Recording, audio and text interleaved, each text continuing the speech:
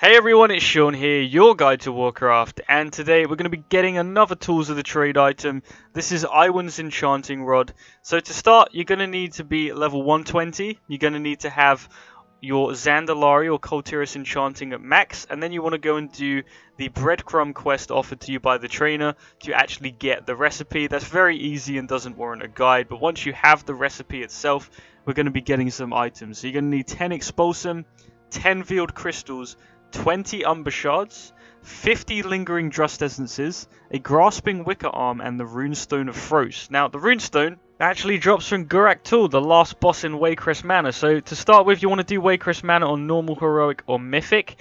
And on your way through the dungeon, you actually have a chance to get some of the Drust Essences, a possible chance at the Wicker Arm, and a guaranteed Runestone of Frost from Gurak Tul.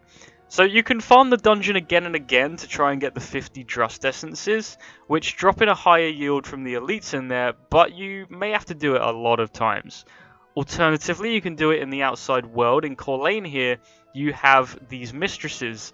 These are just like big Drust witches, and they can drop in the outside world from the elite Drust mobs. So you see here, I'm going to kill this this witch, and then she drops at least 1 to 2 Drust Essences a time. Then I want to mount up, and I'm heading to the center of the Corlane village now. And in the center will be another one. And then behind her will be another one. So there's 3 in total.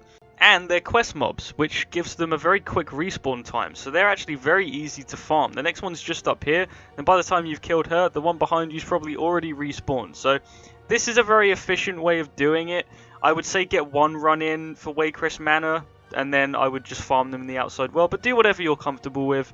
Then if you haven't got the Grasping Wicker Arm, head here on the map in the middle of the Crimson Forest. You're looking for a rare up here called the Gnarled Hulk. He won't be a rare if you've already killed him before, but he should still be here. Kill him, and he should have a 100% chance of dropping you the Wicker Arm. And if you haven't finished your Lingering Essences yet, he should also drop some of those as well.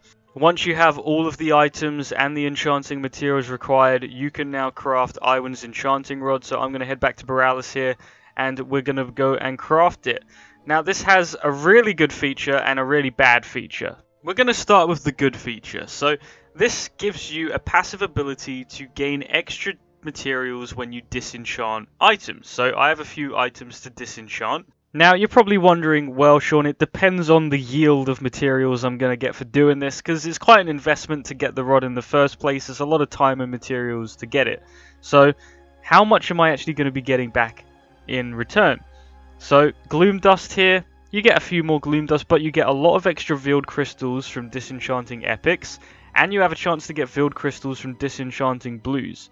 From what I've read, people are very happy with this. The yield that you're going to be getting is well worth it in return, as opposed to not having this item. So as we're quite early in the expansion, getting this is well worth it, because you'll see a massive return on investment for actually getting this item. So I'd recommend getting it, but it also has a second ability which is honestly pretty naff. So around Kultiris and Zandalar, you can find what's called an inert golem. These are like random tiki masks or Kultiran golems that are just scattered around the zones that are like disabled. You then click your rod and it uses up a Veiled Crystal to reanimate it to fight for you. You heard that correctly. A Veiled Crystal, an epic quality crystal to bring back one of these guardians to fight. Now, this can't follow you into dungeons or instances. This is strictly an outside world ability. This will fight for you as a guardian, and honestly, let's put it to the test. So I'm just setting it up against one of these lizards here, and the mask is losing. The damage is abysmal. The mask died. Now, the mask does come back to life, so I've not just completely wasted it, but I would be completely honest here, don't use your Veiled Crystals on these. This is an absolute waste of time. This is a colossal, like, you just keep hold of the Veiled Crystal. Just don't bother. It was a fun experiment, but I just would never waste a Veiled Crystal on that. But definitely get the rod for the disenchanting passive. Definitely worth it. But that's all for this video. So if it helped, be sure to subscribe for more guides and videos. All my links are down below. Thank you very much for watching. See you next time.